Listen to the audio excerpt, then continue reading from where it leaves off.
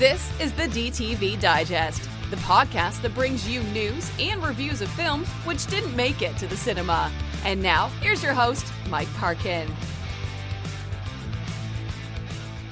Hello, everyone, and welcome to the DTV Digest Short Shots. I'm your host, Mike Parkin, and joining me are Richard Hawes. Hello, everyone. And Stephen Lockridge. Hello. There he is. Just to remind you that the Short Shots looks exclusively at short films, and in this particular episode, we're looking at fan-made films. We'll be kicking off with Silent Hill's Restless Dreams. Then we have Forsaken Mandalorian and the Drunken JEDI Master, followed by Immortal 65, that's to do with Iron Fist. Here Comes the Night, Parts 1 and 2, which is a Friday the 13th film. And we're going to round off with 1986, which is an interesting mashup between the DC and Marvel universes. So without further ado, let's crack on. Our first film then is Silent Hill, Restless Dreams. Still struggling to come to terms with his wife's death, James finds himself drawn back to Silent Hill, a town they had fond memories of, only to find the place deserted except for some grotesque creatures and a whole lot of weirdness. Have either of you two played any of the Silent Hill games or seen the film? Yes. Basically, the first one was the reason why I bought a PlayStation 1 Right. back in the day. Yeah, I never did get around to playing Silent Hill. I did play Resident Evil, and I think there's enough sort of similarity in the gameplay to understand the pastiche that this short is going for, because it is very much the video game come to life, isn't it? So the way it's all set up, even the way that people talk and their lines are scripted, it's very much like the cutscenes from these sort of types of games. Yeah, it is. I mean, it's very similar. I mean, you know, as you're watching it, there's a couple of times where, you know, it just kind of, screen goes black and he wakes up somewhere else, you know, he doesn't remember getting there. And that was the kind of thing that felt very similar towards the games. I believe it's adapted or based on specifically the second game, the PlayStation 2 game Silent Hill 2, which is actually called Restless Dreams, I believe. Rich, what do you make of this one? Yeah, I haven't played the games. The only familiarity I have with Silent Hill is the first film adaptation, which I think had Sean Bean in it. I haven't seen the I haven't seen the second one yet. I think it was only two, wasn't there? The second one was by MJ Bassett. It's definitely. I see exactly what you're saying with the sort of feel of the cutscenes and stuff. It's kind of got that in terms of. Not so much thinking about it in terms of cutscenes, but just it's got kind of a stilted acting to it. But I think that's intentional. It's on purpose. Yeah, and it kind of evokes a sort of the unreality and the fantasy of you know of what's happening, the sort of unsettlingness of it, rather than it being rather than it being bad acting. It's sort of intentionally stilted, I believe, to get to create a kind of atmosphere, and the whole thing has got like this David Lynch sort of thing going on, which I think is rooted in the game. It seems, if looking at a sort of a cursory glance of the synopsis of what the game was, that it seems to have translated that pretty well, if these are the things that I'm picking up on from the fan film. So it's a 33 minute film. It's got quite a scale to it. You know, there's lots of different locations. It's going hither and thither and stuff. Again, this might be a production thing, but the quality of the cinematography and the visuals and that seemed to shift from scene to scene. Some of it was quite grainy, but other scenes were like really, really polished. They look really good, and some of the, like the big we get like the scene where the sort of triangular headed guy carrying the weapon, the big weapon or whatever, when he was up here. That was really quite impressively done, I thought. You know, nothing hugely dramatic or, you know, horrific happens. It's kind of more unsettling, you know, things you encounter, and then you sort of wake up, and or the character wakes up, or the character suddenly finds himself somewhere else. It's all disorientating, and I think that all really worked really well. Yeah, I agree with that. From what I remember of people playing the games and sort of talking about them, I mean, you know, there is this sort of you know, sort of bending of reality angle to it, sort of more so than, say, Resident Evil, which is a bit more sort of straightforward. You know, you could find yourself going back to locations and that everything's changed, you know, that sort of thing. So it is very enjoyable for what it is. My only issue really is this actually a film? Because it is so slavishly sort of copying the quality of the game, you know, the elements of the game, it doesn't really sort of feel that cinematic to me. It's an interesting experiment. Yeah. Well, my only problem with it was, personally, I was kind of, I was having trouble staying fully engaged, and I've watched it twice now, and as much as there are aspects of it that I admire, and I do think of it as a film. I mean, if it's an adaptation or whatever, it has a beginning, middle, and end. You know, there's revelations and twists, and it's more of a film than some of the short films I've watched, definitely. Yeah. And so I just think maybe there was a bit too much going on, a bit digressing at too many junctures. You know, feeling a bit like, here's a bit like what you're saying, like cutscene. Here's a cutscene added to another cutscene, rather than it sort of coalescing and feeling like a coherent narrative that you can sort of follow through with. I do think it does that, but I was having trouble on that journey. I was disengaging too often, I felt.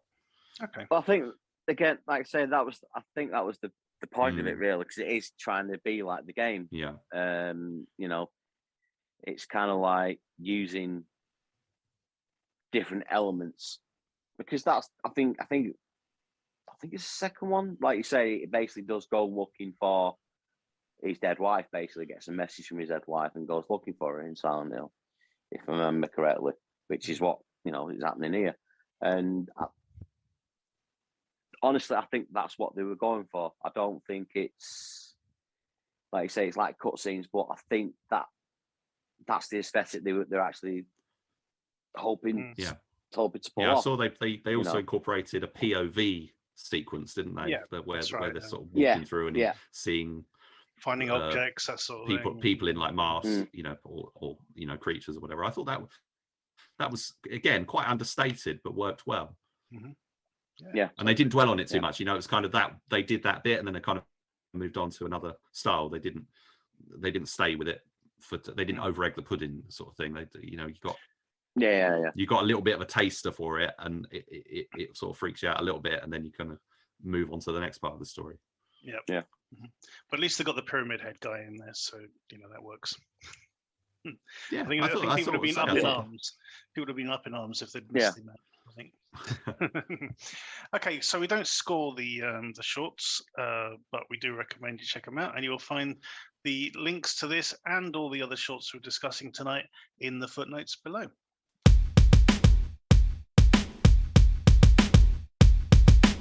Our next film is Forsaken Mandalorian and the Drunken Jedi Master. That's the longest title of any film we're looking at this evening. And unfortunately, it's not the film I was hoping for. I was hoping for a bit of martial arts in this one. With a title like that, I was expecting a bit of Jackie Chan action. But no, what we do get is something that is very well polished, very well produced, and could easily be the prologue to, you know, a big budget production, you know, leading into another adventure. Steve, over to you. Yeah, I agree. That's what it seemed like to me. You know, the start of rather than the actual adventure itself. But it's beautifully shot, really well done. I thought the effects were fantastic, and it just it was like the beginning of something. You know, that's what kind of disappointed me, really. But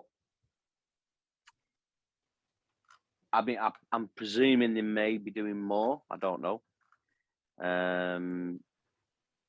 But it might be just like say a proof of concept or something. But yeah, it is actually quite a good fan film. This one, from what I watched, I enjoyed it. Yeah, I thought the special effects and everything all worked really well, and were, you know, film quality just about. You know, he's got his speeder bike and all the rest of it, and his ship. I thought it all worked really well. You didn't have to have seen what was the other Star Wars one? Rogue One. Rogue One. Yeah. So you didn't have to have seen Rogue One to understand that, you know, the crystal they're holding up is what powers the lightsaber. You know, they're sort of all sort of fitting quite nicely. The crystal. That's it. Yeah. But yeah, no, I thought this worked really well. Rich. Yeah, I think I've not seen The Mandalorian, so I don't know how this fits into it was a bit like we talked about that other Mandalorian. I don't think it's meant to be the same character. Well, that's what I was wondering, because I was thinking, are there lots of Mandalorians? Basically, yes. There's a sort of tribe, kind of, yeah. They're kind of like a transient tribe, aren't they? Sort of you know, homeless sort of wanderers kind of thing. Are they like Ronin? Yeah, a little bit. Yeah, sort of like disenfranchised, sort of, you know, or gun for hire sort of that sort of thing. Yeah, the old Western character sort of thing. Yeah, so I mean, spot on with the costume. I mean, it's like really, I mean, looks fantastic. As you say, the way it's shot and the setting, the desert setting, and the visual effects look really good. So we've got a small cast shot in the desert, the Forsaken Mandalorian, and the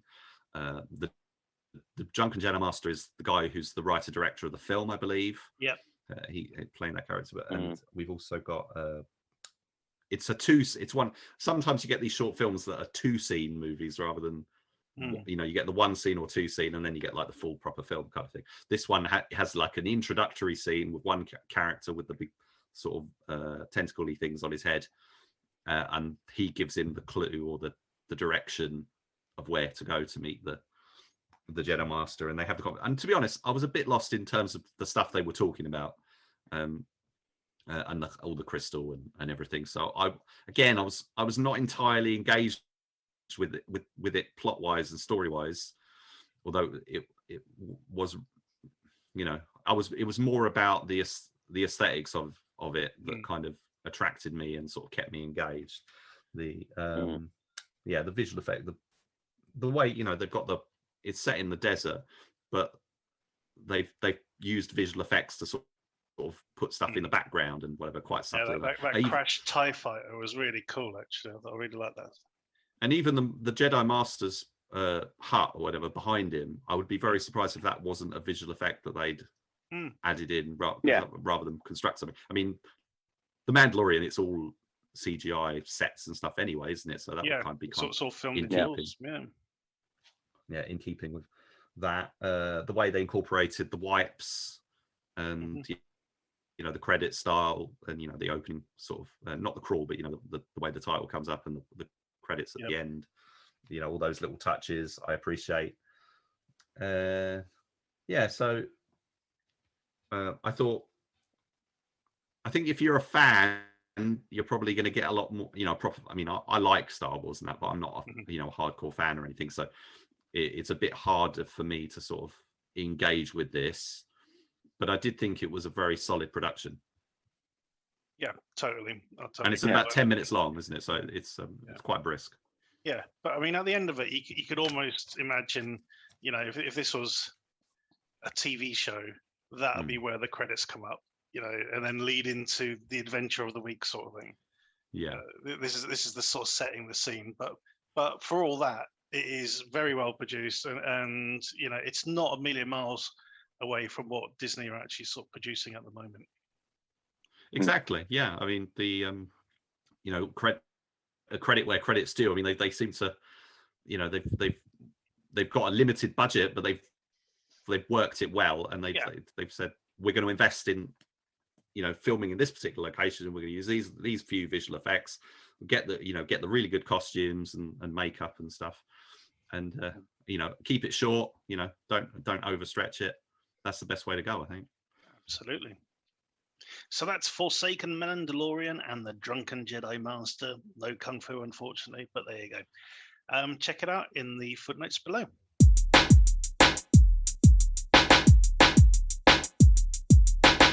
Our next review is Immortal 65. Before there was Danny Rand, another Immortal took on the mantle of Iron Fist and pursues an ancient book containing the secrets of his powers, but others are searching also and are not far behind. The one thing about the TV series Iron Fist that everyone's aware of is the fact that the actor playing Danny Rand didn't bother to do any of the martial arts training, learning any of the choreography, or even sort of working out. So, for nearly every scene there's a fight, he might throw like one or two punches, and then it's stunt double for the rest of it. So this was a pretty good replacement for that. It's a long fight scene basically with a bit of a lead in, but I really enjoyed this. I thought it worked really well. Steve? Yeah. 40 set, if I remember correctly. Sorry? It's set a while ago. Yeah. Oh, sorry. Yeah, set, this is set in the 40s. Yeah. Yeah. Mm-hmm. Yeah. So not that you'd really know, apart from one little bit. Well, yeah. It did seem a little bit like the signs were like from nowadays and stuff like that. But it was interesting that it was not a rip off of the Iron Fist series. It tried to do something a bit different with it, which I enjoyed, and the choreography was good, and yeah, I enjoyed this one. Actually, really enjoyed this one. Cool. Rich? Are you familiar with the guys who produced this, Rogue Origins? I don't think so. No, because they basically, this is the latest. What they do is they adapt IPs like comic books and animes and that into various short films, and they've only been going for about a year. And this is I can't remember exactly what it is, but it's like their, let's say, 5th or 6th or something that they've released. Yeah, and I think they're very, very solid production. Really well done. I mean, the emphasis is on the action in this and in some of their other stuff, or all of their other stuff. But I did like the opening titles, sort of the sort of scene setting, prologue was all really, really nicely done. The again, a bit like Forsaken Mandalorian, it's kind of a bit of, it's like two things. It's like your lead in, and then your main location action, which like you say, is one long fight scene, but it's got multiple facets to it. But funnily enough, I was thinking in terms of the structure, in terms of that structure and the way it plays out, it's a lot like Welcome to the Sting, which also came out recently. Yes. So the guy, he's going to the place, and he fights that girl before he goes in. And then he has to fight the various combinations, and essentially the same thing's happening here. This is so the guy who's made it is Josh Maybe, and he directs all the films. But the guy playing is it Orson Randall? Is it Orson Randall? Yeah. That's a British actor and martial artist called Christian Howard. And he's done he did one called, I don't know if you heard of video, well, you might have remembered it, I don't know, but Fatal Fury video game. All right. They did a short based on that. They also did a James Bond one, so where Christian Howard played James Bond. Although the flip side of that short is that it turns out that the emphasis is on Odd Job, which was based on a comic book which came out in 2019. I think they were where Odd Job became like this reinvented character with a whole backstory and whatnot. But in that film, which I think you'd like, Mike, because it's it's an elevator fight scene between James Bond and Odd Job. So that's pretty cool. It's only like 3 minutes long. And they're all like generally sort of under 10 minutes. They've done Street Fighter and Naruto, and a few other things. But yeah, I like this quite a lot. I thought it was shot really well. The choreography is excellent. A nice incorporation of the visual effects at certain moments. I watched some of the making of stuff which they'd done, and you know, a bit like when the gun gets sliced. Yeah, that was done kind of practically. Yeah, you know, sort of maybe sort of added to with some visual effects, perhaps, which it appears to me. But that they tried to go as practical as they could. They actually were. They didn't do it in the end, but they were actually setting him on fire. You know, they covered his hands. Yeah. They did like covered his hands with stuff, and they actually set him on fire. And they shot some stuff, and they realized it actually wasn't going to work as well as they hoped. But that was that was how they were kind of originally envisaging it. I think the visual effects worked really well on that. Choreography, nice mix. You know, really good styles and stuff. The plot itself, you know, it's they're after this book, and I think they've taken it from him, and he's trying to get it back. I felt a bit. I wasn't sure what was happening at the end. It was kind of like I didn't kind of catch what happened with the book, and did he? It kind of just seemed like he just went, "Oh, I'm off," and just left at the end. But well, because there's the Sonia Crane, I think the character's called, and she just disappears because the other two get killed in the sort of melee, but she just sort of disappears from the action, and I think she ends up with the book. I imagine. I think she nicked it early on. But yeah. Okay. That's all. Yeah. So So although, you know, they do this thing about setting up the book and everything at the start, and you know, that's sort of the impetus for the action. But then I felt that aspect kind of got a bit lost in terms of me. You know, I'm watching it. It's only an 8-minute short, and I'm quite engaged with the fighting and everything. But then I sort of, the thread was lost. Do you see what I'm saying? You know, like the story, I kind of lost that, and it does feel like Randall just thought, "Oh, I'm not winning here. I'm just going to leave." But he does fight a lot of people. I mean, they come out and there's a whole bunch of ninjas and everything. It's all really good. Yeah, the other, I mean, you know, for a fight scene as well, I did like the fact that it mixed in the gunplay as well. You know, and didn't forget that he's got 2 guns. In the middle of all the fighting. He's fighting around. It's got that sort of John Woo influence stuff going as well. It is very good. Yeah, very enjoyable. And he's got this the Iron Fist. He's got this sort of tie-on mask.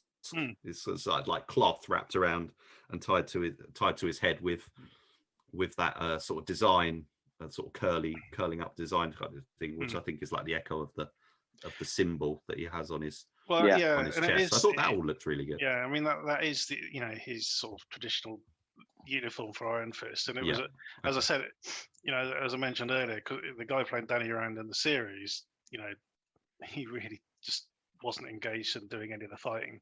So you know, wearing that costume was a godsend for the stunt team, basically, because it meant it was easier for them to sort of double him sort of during the fight scenes. But I see. But yeah, this was definitely enjoyable stuff.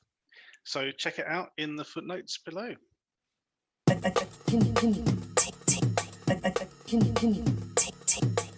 Our next review is Here Comes the Night. This is a Friday the 13th fan film. Ostensibly, we're looking at part 2. But we do recommend that you do check out part 1, and you will find both links in the footnotes. So a group of friends are planning to meet up for a night of camping and hijinks at the infamous Crystal Lake. However, unbeknownst to some, others have sinister plans, but even they haven't banked on Jason joining the party. This is quite enjoyable, but it is overly enigmatic at the same time. I'm wondering, guys, if there's meant to be a part 3 on the horizon, which might sort of circle back round and fill in some of the gaps.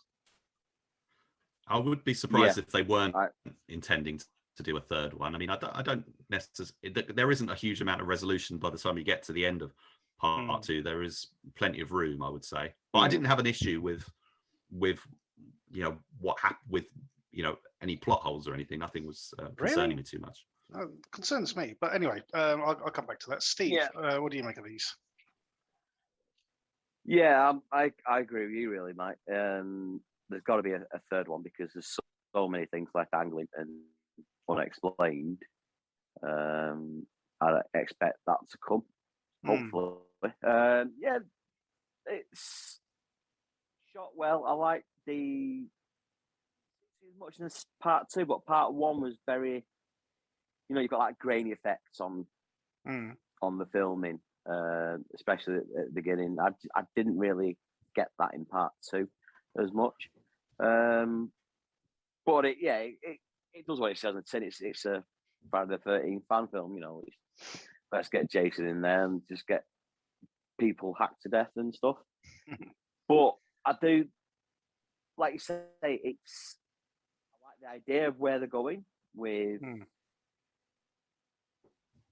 people dressing up as Jason, and I don't know, but that's the annoying thing, because you don't know yet. You still don't know what the gist is behind it, and it needs resolution. Basically, it really does.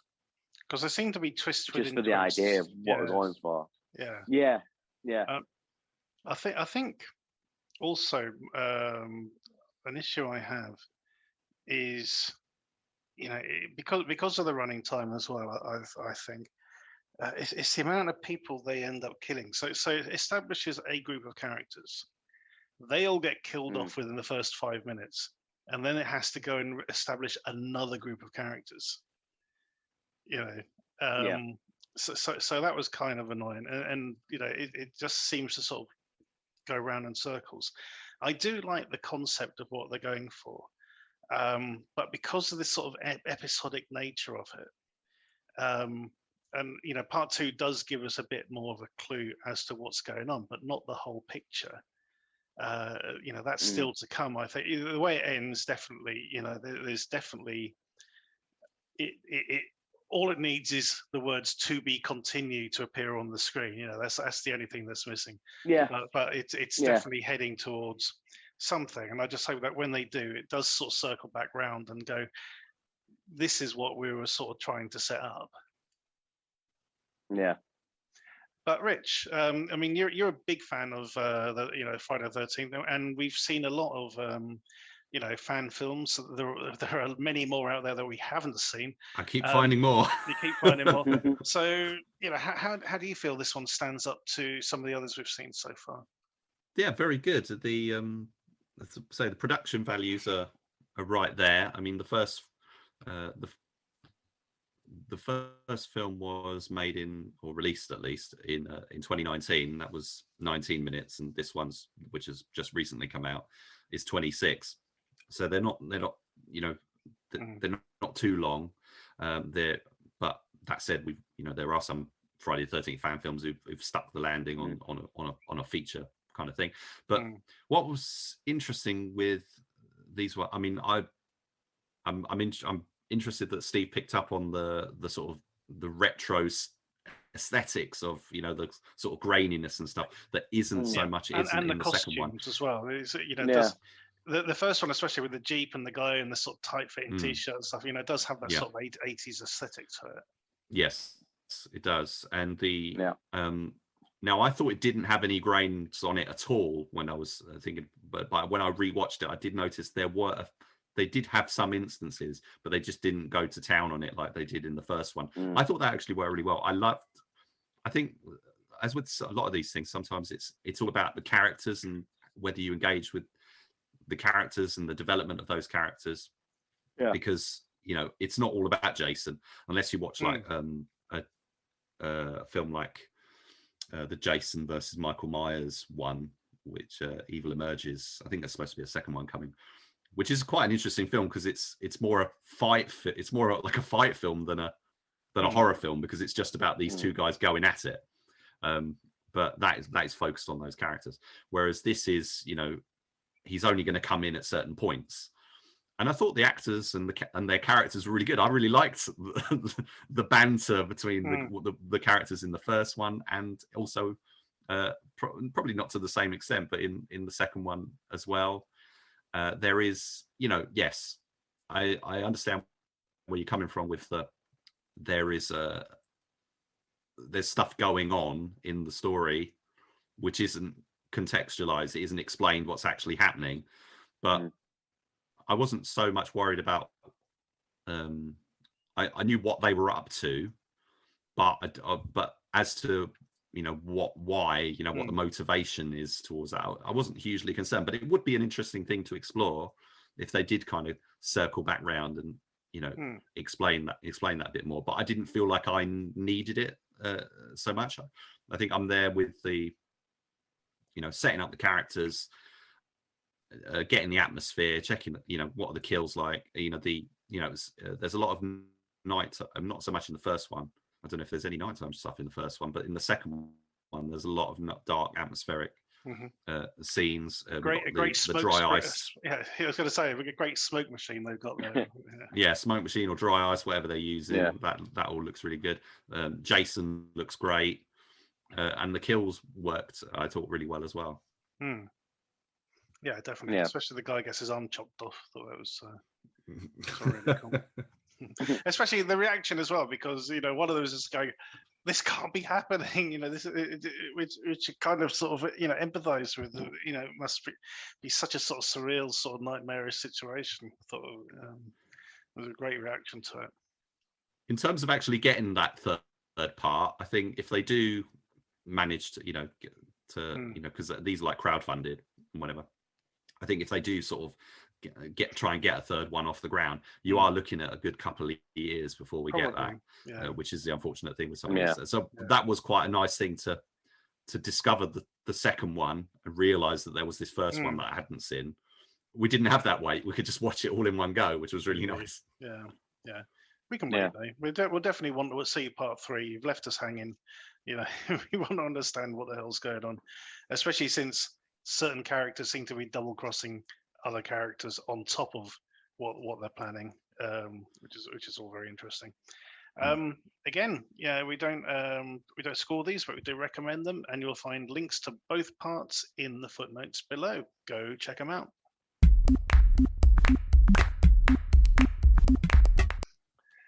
Our next review is 1986. Somewhere in Gotham, the Joker gatecrashes a drug deal run by the Penguin, and it's not long before the Cape Crusader and the Punisher drop by too. Okay, so it's always good to see a Batman short. You know, these tend to be pretty good, and for the most part, this is very good. But I do have 2 issues with this, guys. One is the bat suit, and 2 is the Joker. I thought the guy playing the Penguin, I thought he nailed it. I thought he was great. I love that take on it. You know, this sort of white boy, sort of Cockney gangster. It's Bob Hoskins, isn't it? Basically, it's like, what if Bob Hoskins was the Penguin? I think it works really well. He works really well. Have you played like Arkham Asylum and stuff like that?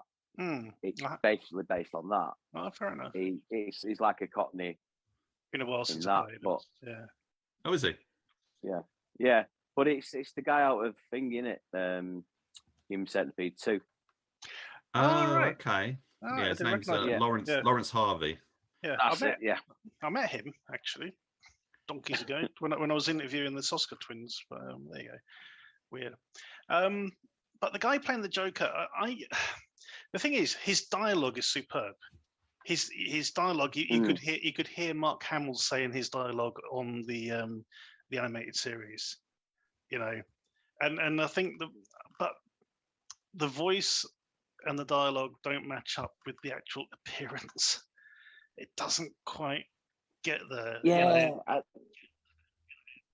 It just I doesn't. get where you're coming from. It was like if you're crossing Jack Nicholson's Joker with Jared Marcel. Leto's Joker for some reason. He's like Marcel Marceau, you know. Yeah. He's like Kenny Everett playing Marcel Marceau. Yeah. But the voice. Yeah, it's not bad. I mean. Yeah, and his dialogue is superb. You know, the guy who wrote the dialogue for that, or you know, the person who wrote the dialogue for that did a bang up job, for sure. Well, it's written by the director James Campbell. Mm-hmm. He's the writer director, sort of the creative force behind the whole project. 80s Doubt Productions. Yes. They did Tiger Man that we talked about. Oh a while yeah, back. that was really cool as well. Yeah, the Elvis Presley one. Yeah. Yeah. But prior to this, back in 2016, just as a side note, he did another Batman-related short called Ripper, which was based on the Gotham by Gaslight kind of thing. Yes, that is good. That's set in Boston, I believe, and Bruce Wayne's like he's on like a clipper ship. Well, in the short film, it's Whitechapel. Is it? Yeah. Oh, okay, I thought it was set in Boston. Anyway, never mind. But there you go. Anyway, back to this one. So, Batman. Yeah, I don't mind the idea of an older, sort of chunkier Batman. I thought he was actually really good, but his suit was just so ill-fitting and just seemed to be made of, I don't know, paper mache. It's not paper mache, crepe paper, because it just tears. You know, but by the end of the fight, there's like huge holes in it.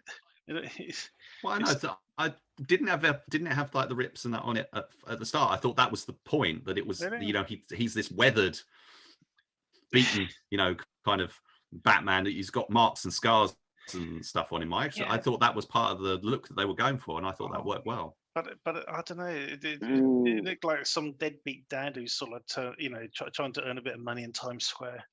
Kind of feel to it. It was like it seemed to me like a Fathers for Justice protest. To be fair. Exactly. Yeah. You know. I mean, there were elements of the suit which looked good, like the utility belt. You know, which was sort of made of sort of toughened leather. That looked really good. But the rest of it, you know, it did look like a shiny leotard which was getting ripped. Just didn't really do it for me. But no, I didn't mind it. I mean, it did have that kind of. It was kind of it was a bit like the Michael Keaton Batman suit, sort of with a little bit of the Adam West sort of suit. It was 90%. It's 90% Adam West, 10% Michael Keaton. Adam West, yeah. Yeah, but cross with in terms of his sort of aggressive, Lee Charles is playing Batman in this, and I felt that was very much a sort of Zack Snyder's Batman, you know, Batfleck kind of version, older. You know, brutal, bruiser, sort of quite bulky. I mean, I know Ben Affleck's not that bulky, but in the suit he was. He's quite chunky. Yeah. So Rich, what did you make of this one? I liked it. It's about 12 minutes. It is kind of just quite similar to what we've said on the Immortal 65 one. It's essentially a fight scene, short, except in this case, instead of there being sort of a lead-in fight and then the main fight, this one is sort of about 5 minutes of setup, introducing, you know, spending time introducing the characters, and then other characters sort of stepping in. So Batman steps in, Punisher steps in. It's big action set piece basically, which James Campbell hasn't done before, because Ripper was very much a character, but not dissimilar was, to the Steve Lawson film that we watched not that long ago. I thought it shared.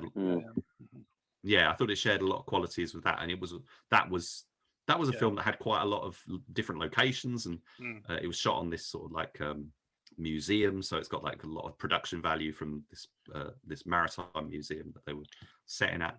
This one is it's just in a sort of a warehouse room kind of thing. It's very limited space, limited as production design and stuff, but they've got some nice cinematography, and color, use of lighting, and so you got it's quite interesting to look at. I love the credits at the start and the music, which actually it turns out is like they use like source music from like John Carpenter. So let's talk about the credits as well, because sort of the opening bit, those credits were, of all the films we've seen tonight, which are, they're all being really good, variants, but some are obviously a bit more polished than others. The opening credit sequence was pretty amazing. Whoever filmed that montage, sort of building up to the the scene in the warehouse, it's great, isn't it? It just really feels like it's great scene setting. The music works really well, and the font and stuff, it's fantastic. It's just it kind of builds to it's kind of building up a bigger film than what this actually is. Exactly. But I think that was what kind of let it down a little bit for me was, we got this credit sequence with the music, and then as soon as we get the first scene, the music just cuts out. It's really awkward, isn't it? Unfortunately, it doesn't fade out. Yeah. It's a real sort of hard juxtaposition between the two. It's a jarring sort of we're in the scene, and that's one of the sort of minor little gripes that I do have with it. The other gripe is action scenes really good. The the choreography and the gunplay and everything. I think that all works really well. But this is one of those films where it's like, right, it's just about to kick off.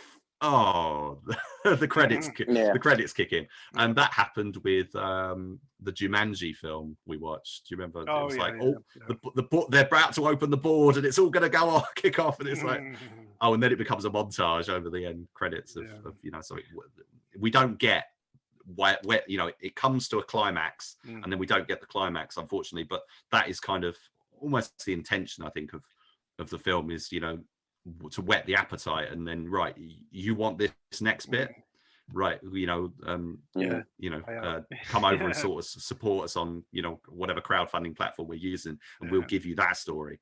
This is all about the setup, and because unfortunately, they do a lot of stuff with the penguin. I mean, the thing we haven't really mentioned is that this is not for kids, and when it starts out and the penguin's like F's and C's and stuff, it's like, whoa, okay. As I said, he's Bob Hoskins in The Long Good Friday, isn't he? Yeah, exactly. So it's a proper great. It's called 1986, which is quite interesting. They've not tried to say Batman versus Punisher or anything like that. They've just, although that is in the description, but the film itself even then, is it doesn't really establish it. So, I mean, if that's when it's set, there's not much to establish a time period or anything like that, really. Not really. I mean, there's the costume. Costumes and the music and a couple of things, but it's a bit like, well, as we were saying with Immortal 65.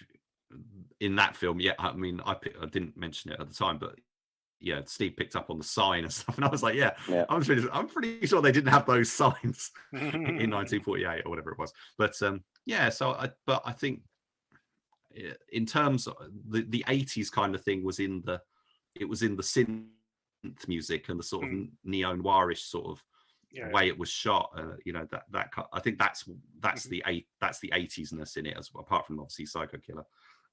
Being that was a good intro for the joke as well. But I will sort of swivel back round to what you guys were talking about earlier and say, for me, the Joker didn't work in this. It wasn't an interpretation that I could get behind. The film stopped for me, when he came in. If you close your eyes and just listen to him, he really works. He, as I said, he could easily see Mark Hamill because he did one of the definitive Batmans in the animated series, and he got a mixture of the anger and menace with the playful, maliciousness. But looking at him, unfortunately, it just doesn't work. That the design they've come up with for the Joker in this, unfortunately, doesn't work. But hearing him and the dialogue that he's got, I think are absolutely superb. And what? Let's go then move to the Punisher, and he, the way he's presented and portrayed. What do you think about? Because he's played by Mark Griffin, who I think was in Iron Vengeance Retaliation. Yeah.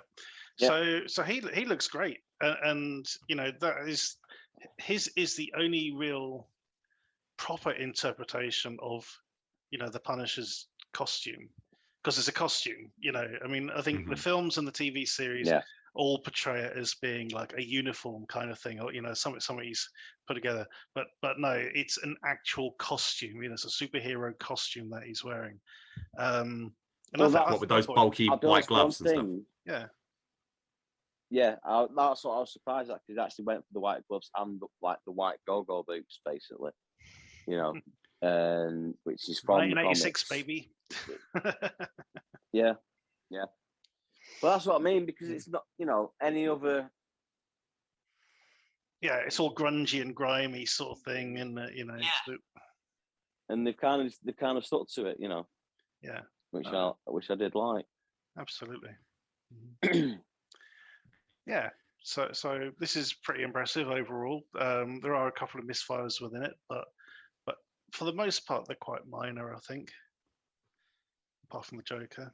But again, as I said, I'm 50-50 with the Joker. There's bits of it I like. I just don't like the character design. So where would you rank this in, maybe compared to some of the other Batman-related shorts that we've seen lately? So we've had Dying is Easy, we've had Other Worlds, which was kind of a sort of apart film, really, because that was kind of a practical joke, sort of, essentially. But yeah, that was quite funny. There's another one, isn't there, where it's like the different. Is that Other Worlds? Evolution. Evolution. Yeah, because there's two which look at the different not genres, the different generations of Batman, aren't there? There's Other Worlds did it as well. Yeah, that's right. But yeah, I liked the Evolution one. That worked really well for me. But this is quite high. I think this is pretty near the top end, I think, overall. Yeah. I think in terms of, if you watch it, if you watch this and enjoy it, I'd definitely say you must go and check out Ripper. Even if you don't see this, you should see Ripper. It's a very different interpretation. The two make a really interesting double bill, because they're such different versions of the Batman, kind of thing. Because one is set in 1986, the other one's set in like 1896 or whatever, whenever the Whitechapel murders were. But it's James Campbell's got another film actually coming up soon, which is a Western, I believe, called Bushwhacker Blues or something. I think that's what it's called. So exciting things on, more to come. I think that the reason that these are both coming out fairly close to, or going to be coming out fairly close together, is all to do with the delays with the pandemic, I would presume. Yeah. This probably was probably a backlog of stuff. Supposed to come, the editing probably suite a little stuff, bit of a backlog. Yeah. But I think he's definitely a director to watch. We're seeing a lot of the. I mean, he's actually got I think he's got a feature film on the cards, but he's been making these for. We come across quite a few of these fan filmmakers, and they do a lot of them. But they over quite a few years, and they sort of become these like specialists and stuff. And so, but they're also like with what he did with Tiger Man, a very different kind of project. Again, sort of proof of concept that was, but it hasn't become a feature, unfortunately. But I think he's got another film called The Moonshine Gang of Cheyenne, which I think he's trying to get off the ground as a feature. And a Predator fan film is also mooted as well. So check out 1986. You'll find a link in the footnotes below. And that is the end of this week's show. So thank you to Steve and Rich for joining me this evening. Thanks for having me. Yeah, and No problem. And especially thanks to Rich for curating our shorts as he usually does. Check out the links below. Don't forget to check out our other show, the DTV Digest, where we look at the films which didn't make it to the cinema and instead went straight to DVD, Blu-ray, and streaming media. Also, check us out on Twitter and Facebook at the DTV Digest. Thank you for listening. Tune in next time.